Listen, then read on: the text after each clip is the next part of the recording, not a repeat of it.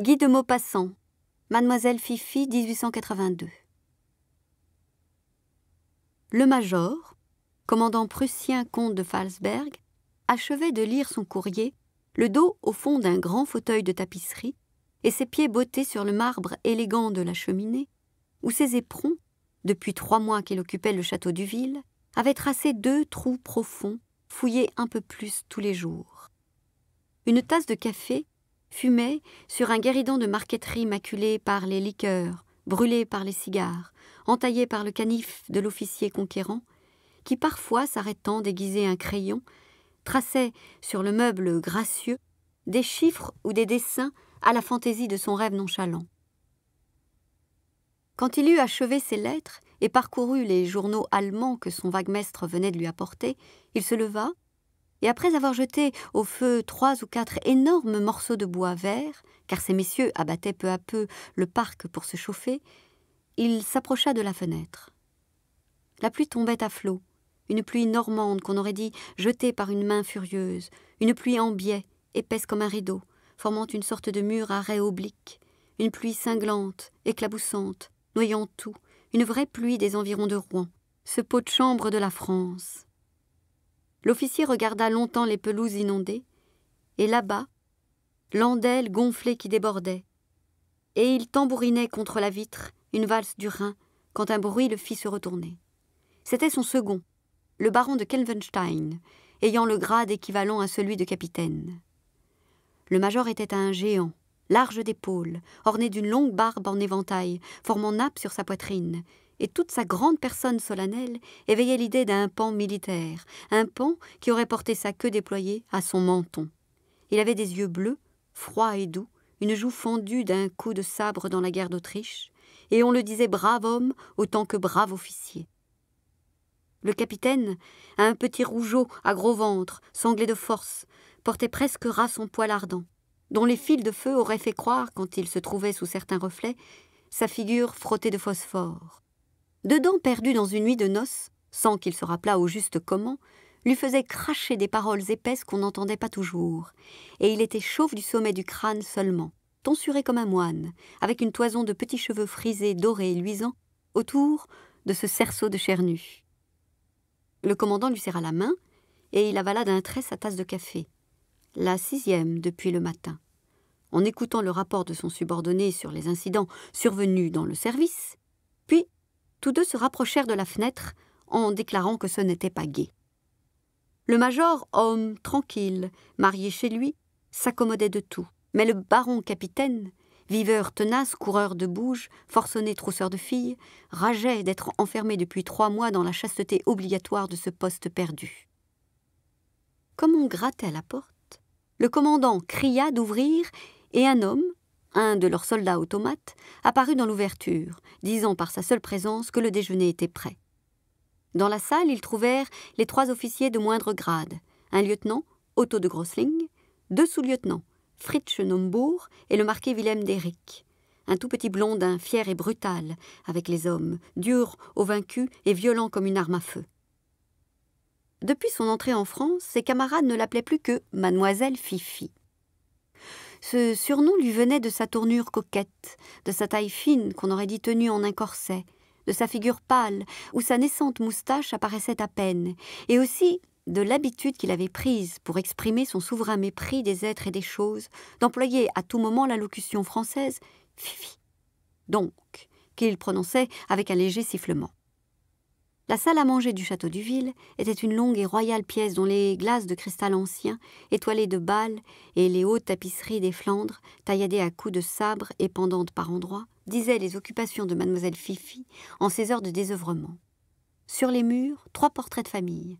Un guerrier vêtu de fer, un cardinal et un président fumaient de longues pipes de porcelaine, tandis qu'en son cadre dédoré par les ans, une noble dame à poitrine serrée montrait d'un air arrogant une énorme paire de moustaches faites au charbon. Et le déjeuner des officiers s'écoula presque en silence dans cette pièce mutilée, assombrie par l'averse, attristante par son aspect vaincu, et dont le vieux parquet de chêne était devenu sordide comme un sol de cabaret. À l'heure du tabac, quand ils commencèrent à boire, ayant fini de manger, ils se mirent, de même que chaque jour, à parler de leur ennui. Les bouteilles de cognac et de liqueur passaient de main en main. Et tous, renversés sur leurs chaises, absorbaient à petits coups répétés, en gardant au coin de la bouche le long tuyau courbé que terminait l'œuf de faïence, toujours peinturluré comme pour séduire des Hottentotes. Dès que leur verre était vide, ils le remplissaient avec un geste de lassitude résigné. Mais mademoiselle Fifi cassait à tout moment le sien, et un soldat immédiatement lui en présentait un autre. Un brouillard de fumée âcre les noyait, et ils semblaient s'enfoncer dans une ivresse endormie et triste, dans cette saoulerie morne des gens qui n'ont rien à faire. Mais le baron soudain se redressa. Une révolte le secouait. Il jura « Nom de Dieu, ça ne peut pas durer. Il faut inventer quelque chose à la fin. » Ensemble, le lieutenant Otto et le sous-lieutenant Fritz, deux Allemands doués éminemment de physionomie allemande lourde et grave, répondirent « Quoi, mon capitaine ?» Il réfléchit quelques secondes, puis reprit « Quoi ? Eh bien, il faut organiser une fête, si le commandant le permet. » Le major quitta sa pipe. « Quelle fête, capitaine ?» Le baron s'approcha. « Je me charge de tout, mon commandant. J'enverrai à Rouen le devoir qui nous ramènera des dames. Je sais où les prendre. On préparera ici un souper. Rien ne manque d'ailleurs, et au moins nous passerons une bonne soirée. » Le comte de Warsberg haussa les épaules en souriant. « Vous êtes fou, mon ami. » Mais tous les officiers s'étaient levés, entourés de leur chef, le suppliaient. « Laissez faire le capitaine, mon commandant, c'est si triste ici. » À la fin, le major céda. « Soit, dit-il. » Et aussitôt le baron fit appeler le devoir. C'était un vieux sous-officier qu'on n'avait jamais vu rire, mais qui accomplissait fanatiquement tous les ordres de ses chefs, quels qu'ils fussent. Debout, avec sa figure impassible, il reçut les instructions du baron. Puis il sortit, et 5 minutes plus tard, une grande voiture du train militaire, couverte d'une bâche de meunier tendue en dôme, détalait sous la pluie acharnée au galop de 4 chevaux. Aussitôt un frisson de réveil sembla courir dans les esprits. Les poses alanguies se redressèrent, les visages s'animèrent et on se mit à causer. Bien que l'averse continuât avec autant de furie, le major affirma qu'il faisait moins sombre, et le lieutenant Otto annonça avec conviction que le ciel allait s'éclaircir. Mademoiselle Fifi elle-même ne semblait pas tenir en place. Elle se levait, se rasseyait, son œil clair et dur cherchait quelque chose à briser. Soudain, fixant la dame aux moustaches, le jeune blondin tira son revolver. « Tu ne verras pas cela, toi, dit-il, et sans quitter son siège, il visa. 2 balles successivement crevèrent les 2 yeux du portrait. Puis il s'écria « Faisons la mine !» Et brusquement, les conversations s'interrompirent, comme si un intérêt puissant et nouveau se fût emparé de tout le monde.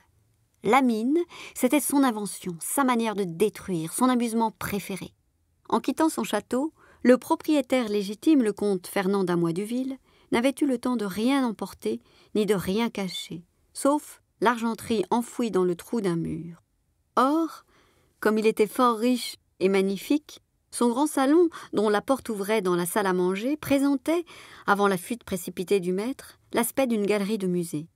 Aux murailles pendaient des toiles, des dessins et des aquarelles de prix, tandis que sur les meubles, les étagères et dans les vitrines élégantes, 1000 bibelots, des potiches, des statuettes, des bonshommes de Saxe et des magots de Chine, des ivoires anciens et des verres de Venise, peuplaient le vaste appartement de leur foule précieuse et bizarre. Il n'en restait guère maintenant. Non qu'on les eût pillés, le major comte de Falsberg ne l'aurait point permis, mais mademoiselle Fifi, de temps en temps, faisait la mine, et tous les officiers ce jour-là s'amusaient vraiment pendant 5 minutes. Le petit marquis alla chercher dans le salon ce qu'il lui fallait. Il rapporta une toute mignonne théière de Chine famille rose, qu'il emplit de poudre à canon, et par le bec, il introduisit délicatement un long morceau d'amadou, l'alluma, et courut reporter cette machine infernale dans l'appartement voisin. Puis il revint bien vite, en fermant la porte. Tous les Allemands attendaient, debout, avec la figure souriante d'une curiosité enfantine. Et dès que l'explosion eut secoué le château, ils se précipitèrent ensemble. Mademoiselle Fifi, entrée la première, battait des mains avec délire devant une Vénus de terre cuite dont la tête avait enfin sauté.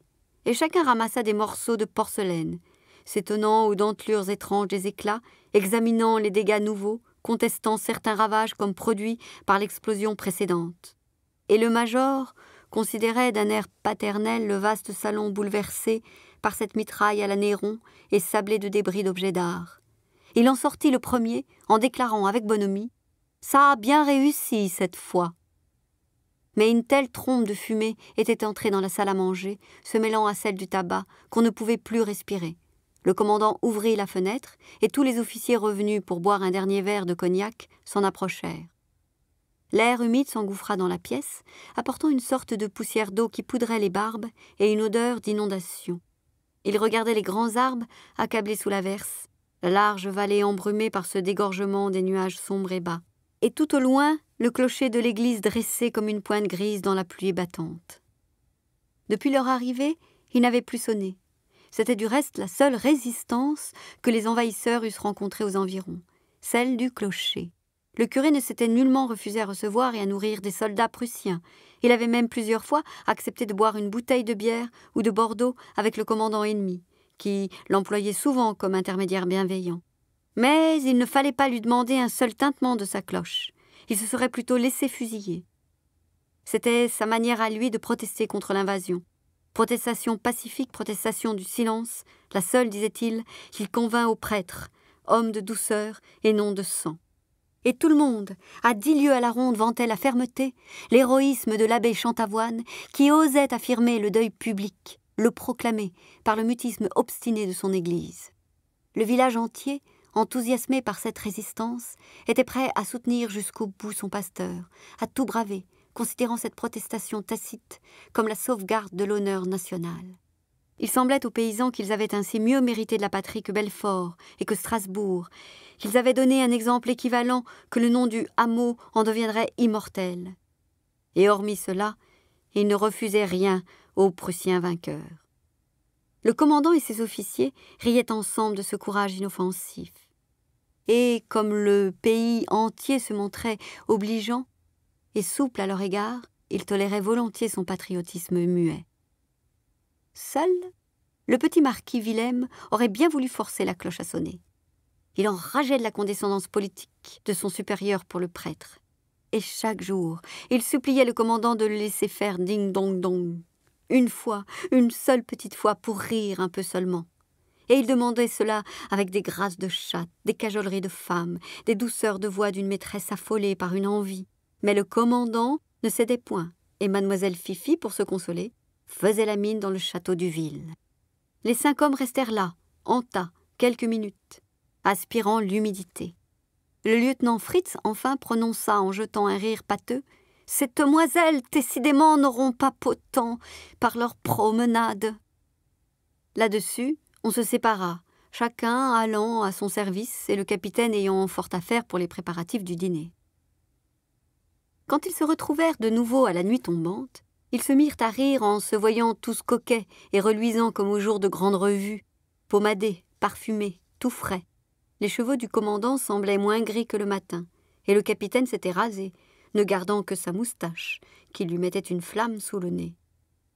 Malgré la pluie, on laissait la fenêtre ouverte, et l'un d'eux, parfois, allait écouter. À 6h10, le baron signala un lointain roulement. Tous se précipitèrent, et bientôt la grande voiture accourut, avec ses 4 chevaux toujours au galop, crottés jusqu'au dos, fumant et soufflant. Et 5 femmes descendirent sur le perron. 5 belles filles, choisies avec soin par un camarade du capitaine, à qui le devoir était d'aller porter une carte de son officier. Elles ne s'étaient point fait prier, sûres d'être bien payées, connaissant d'ailleurs les Prussiens, depuis 3 mois qu'elles en tâtaient, et prenant leur parti des hommes comme des choses. C'est le métier qui veut ça, se disait-elle en route, pour répondre sans doute à quelques picotements secrets d'un reste de conscience. Et tout de suite on entra dans la salle à manger. Illuminée, elle semblait plus lugubre encore en son délabrement piteux, et la table couverte de viande, de vaisselle riche et d'argenterie retrouvée dans le mur où l'avait cachée le propriétaire, donnait à ce lieu l'aspect d'une taverne de bandits qui soupent après un pillage. Le capitaine, radieux, s'empara des femmes comme d'une chose familière, les appréciant, les embrassant, les flairant, les évaluant à leur valeur de filles à plaisir. Et comme les 3 jeunes gens voulaient s'en prendre chacun une, il s'y opposa avec une autorité, se réservant de faire le partage, en toute justice, suivant les grades, pour ne blesser en rien la hiérarchie. Alors, afin d'éviter toute discussion, toute contestation et tout soupçon de partialité, il les aligna par rang de taille, et s'adressant à la plus grande, avec le ton du commandement, « Ton nom ?»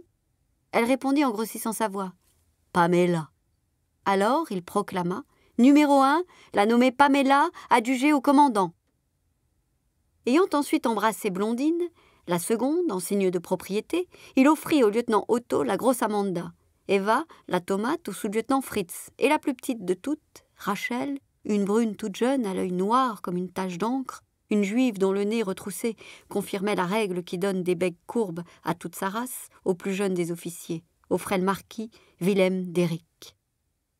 Toutes, d'ailleurs, étaient jolies et grasses, sans physionomie bien distincte, faites à peu près pareilles de tournure et de peau par les pratiques d'amour quotidiennes et la vie commune des maisons publiques. Les 3 jeunes gens prétendaient tout de suite entraîner leurs femmes, sous prétexte de leur offrir des brosses et du savon pour se nettoyer. Mais le capitaine s'y opposa sagement, affirmant qu'elles étaient assez propres pour se mettre à table et que ceux qui monteraient voudraient changer en descendant et troubleraient les autres couples. Son expérience l'emporta. Il y eut seulement beaucoup de baisers, des baisers d'attente. Soudain, Rachel suffoqua, toussant aux larmes et rendant de la fumée par les narines. Le marquis, sous prétexte de l'embrasser, venait de lui souffler un jet de tabac dans la bouche.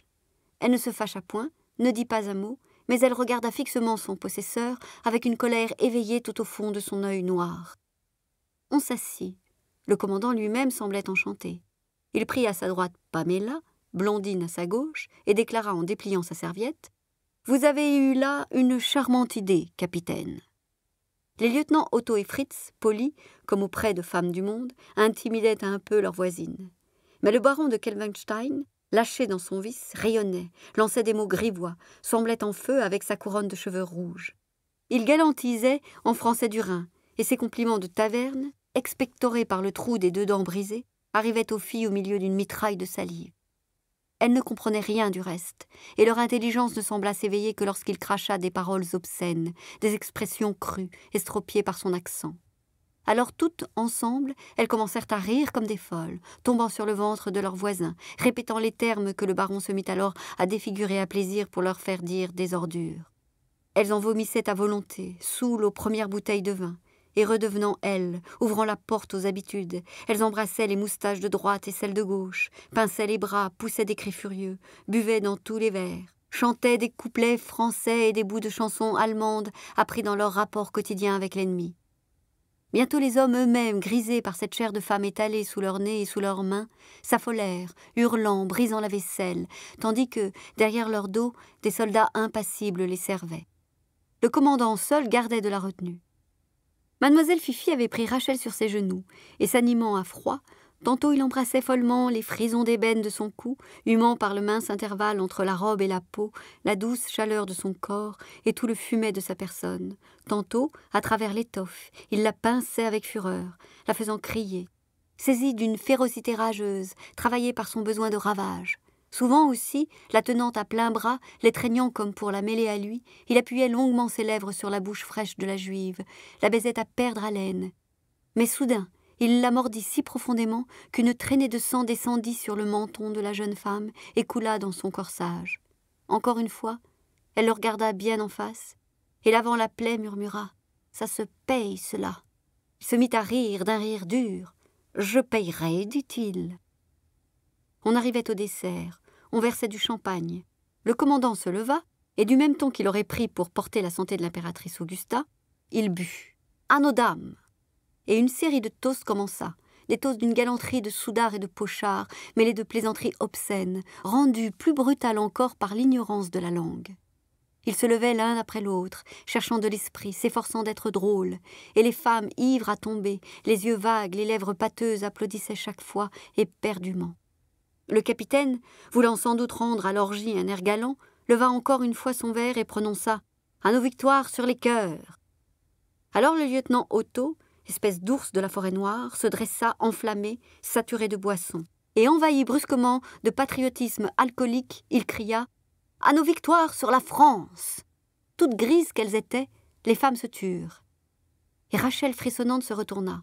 « Tu sais, j'en connais des Français, devant qui tu ne dirais pas ça. » Mais le petit marquis, la tenant toujours sur ses genoux, se mit à rire, rendu très gai par le vin. Ah, ah, ah, je n'en ai jamais vu, moi. Sitôt que nous paraissons, ils foutent le camp. La fille exaspérée lui cria dans la figure. « Tu mens, salaud !» Durant une seconde, il fixa sur elle ses yeux clairs, comme il les fixait sur les tableaux dont il crevait la toile à coups de revolver, puis il se mit à rire. « Ah oui, parlons-en, la belle. Serions-nous ici s'ils étaient braves ?» Et il s'animait. « Nous sommes leurs maîtres, à nous, la France !» Elle quitta ses genoux d'une secousse et retomba sur sa chaise. Il se leva, tendit son verre jusqu'au milieu de la table et répéta « À nous la France et les Français, les bois, les champs et les maisons de France !» Les autres, tout à fait secoués soudain par un enthousiasme militaire, un enthousiasme de brute, saisirent leurs verres en vociférant « Vive la Prusse !» et les vidèrent d'un seul trait. Les filles ne protestaient point, réduites au silence et prises de peur. Rachel elle-même se taisait, impuissante à répondre. Alors le petit marquis posa sur la tête de la Juive sa coupe de champagne emplie à nouveau. « À nous aussi !» cria-t-il, « toutes les femmes de France !» Elle se leva si vite que le cristal culbuté vida, comme pour un baptême, le vin jaune dans ses cheveux noirs, et il tomba, se brisant à terre. Les lèvres tremblantes, elle bravait du regard l'officier qui riait toujours, et elle balbutia d'une voix étranglée de colère. « Ça n'est pas vrai, par exemple. Vous n'aurez pas les femmes de France. » Il s'assit pour rire à son aise, et cherchant l'accent parisien. « Elle est bien bonne. Qu'est-ce qu'alors que tu viens faire ici, petite ?» Interdite, elle se tut d'abord, comprenant mal dans son trouble. Puis, dès qu'elle eut bien saisi ce qu'il disait, elle lui jeta indignée et véhémente. « Moi, je ne suis pas une femme, moi. Je suis une putain. C'est bien tout ce qu'il faut à des Prussiens. » Elle n'avait point fini qu'il la giflait à toute volée. Mais comme il levait encore une fois la main, affolée de rage, elle saisit sur la table un petit couteau de dessert à lame d'argent, et si brusquement qu'on ne vit rien d'abord, elle le lui piqua droit dans le cou, juste au creux où la poitrine commence. Un mot qu'il prononçait fut coupé dans sa gorge, et il resta béant, avec un regard effroyable. Tous poussèrent un rugissement, et se levèrent en tumulte. Mais, ayant jeté sa chaise dans les jambes du lieutenant Otto, qui s'écroula tout au long, elle courut à la fenêtre, l'ouvrit avant qu'on eût pu l'atteindre, et s'élança dans la nuit, sous la pluie qui tombait toujours. En 2 minutes, mademoiselle Fifi fut morte. Alors, Fritz et Otto dégainèrent, et voulurent massacrer les femmes qui se traînaient à leurs genoux. Le major, non sans peine, empêcha cette boucherie, fit enfermer dans une chambre, sous la garde de 2 hommes, les 4 filles éperdues. Puis, comme s'il eût disposé ses soldats pour un combat, il organisa la poursuite de la fugitive, bien certain de la reprendre. 50 hommes, fouettés de menaces, furent lancés dans le parc. 200 autres fouillèrent les bois et toutes les maisons de la vallée. La table desservie en un instant servait maintenant de lit mortuaire, et les 4 officiers, rigides, dégrisés, avec la face dure des hommes de guerre en fonction, restaient debout près des fenêtres, sondaient la nuit. L'averse torrentielle continuait. Un clapotis continu emplissait les ténèbres, un flottant murmure d'eau qui tombe et d'eau qui coule, d'eau qui dégoutte et d'eau qui rejaillit. Soudain, un coup de feu retentit, puis un autre très loin, et pendant 4 heures, on entendit ainsi de temps en temps des détonations proches ou lointaines et des cris de ralliement, des mots étranges lancés comme appels par des voix gutturales. Au matin, tout le monde rentra. 2 soldats avaient été tués et 3 autres blessés par leurs camarades dans l'ardeur de la chasse et l'effarement de cette poursuite nocturne. On n'avait pas retrouvé Rachel. Alors les habitants furent terrorisés, les demeures bouleversées, toute la contrée parcourue, battue, retournée. La Juive ne semblait pas avoir laissé une seule trace de son passage. Le général, prévenu, ordonna d'étouffer l'affaire, pour ne point donner de mauvais exemples dans l'armée, et il frappa d'une peine disciplinaire le commandant qui punit ses inférieurs. Le général avait dit « On ne fait pas la guerre pour s'amuser et caresser des filles publiques », et le comte de Falsberg, exaspéré, résolut de se venger sur le pays. Comme il lui fallait un prétexte afin de sévir sans contrainte, il fit venir le curé et lui ordonna de sonner la cloche à l'enterrement du marquis d'Éric.